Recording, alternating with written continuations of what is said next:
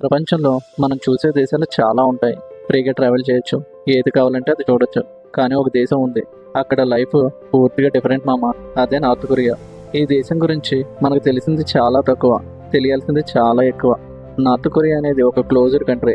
అంటే బయట ప్రపంచంతో కాంటాక్ట్ చాలా లిమిటెడ్గా ఉంటుంది. ఇక్కడికి వెళ్ళడం కూడా అంత ఈజీ కాదు మామ. ఒకవేళ వెళ్ళినా టూరిస్ట్గా మాత్రమే వెళ్ళాలి, అది కూడా స్ట్రిక్ట్ రూల్స్తోనే. ఇంతకీ ఈ దేశాన్ని లీడ్ చేస్తున్న వ్యక్తి ఎవరో తెలుసు కదా, అతనే మనకి మామ. ఇక్కడ పవర్ మొత్తం ఆల్మోస్ట్ ఒకరి లీడర్షిప్లోనే ఉంటుంది. ఇది పొలిటికల్ సిస్టమ్ వల్ల కంట్రీ పూర్తిగా కంట్రోల్డ్ ఎకనమీతో రన్ అవుతుంది.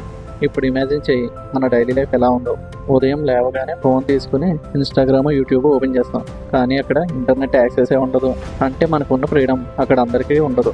టీవీ గురించి చెప్పాలంటే మన దగ్గర వందల ఛానల్స్ ఉంటాయి, కానీ అక్కడ ఫ్యూ ఛానల్స్ మాత్రమే ఉంటాయి. అవి కూడా గవర్నమెంట్ కంట్రోల్లోనే ఉంటాయి. అంటే అక్కడ పీపుల్ ఏం చూడాలన్నది కూడా గవర్నమెంటే డిసైడ్ చేస్తుంది. ఇది మనకి స్ట్రేంజ్ అనిపించవచ్చు, కానీ అక్కడ చాలా నార్మల్. నార్త్ కొరియాలో రూల్స్ ఎంత స్ట్రిక్ట్గా ఉంటాయంటే స్మాల్ థింగ్స్ నుండి బిగ్ డెసిషన్స్ వరకు అన్నీ మనకి ఇమామ్ చేతిలోనే ఉంటాయి. ఒకవేళ ఈ రూల్స్ని ఎవరైనా బ్రేక్ చేస్తే పనిష్మెంట్ కూడా చాలా సివియర్గా ఉంటుంది. అందుకే అక్కడ పీపుల్ చాలా కేర్ఫుల్గా లైఫ్ లీడ్ చేస్తూ ఉంటారు. ఇప్పుడు మీకు ఒక క్వశ్చన్ వస్తుంది, కేవలం నార్త్ కొరియాకే ఇలా ఎందుకని? దానికి మెయిన్ రీజన్ మనకి మామ గవర్నమెంట్ ఇన్ఫ్లుయెన్స్ స్ట్రాంగ్గా ఉండాలి, అవుట్ సైడ్ వరల్డ్ ఇంపాక్ట్ చాలా తక్కువగా ఉండాలి.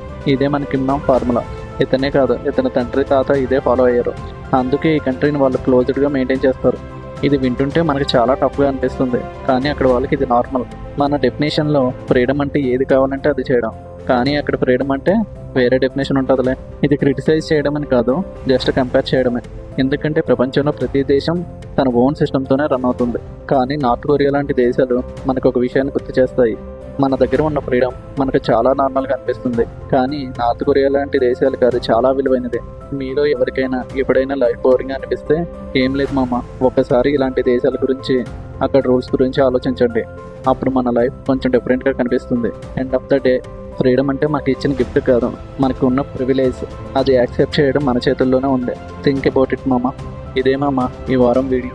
నార్త్ కొరియాలో మీకు నచ్చే విషయాలు, అలాగే నచ్చిన విషయాలని కామెంట్ బాక్స్లో చెప్పండి మామ. అలాగే మన కంటెంట్ నచ్చితే మన ఛానల్ని తప్పకుండా సబ్స్క్రైబ్ చేసుకుని నాకు సపోర్ట్ చేయండి ప్లీజ్.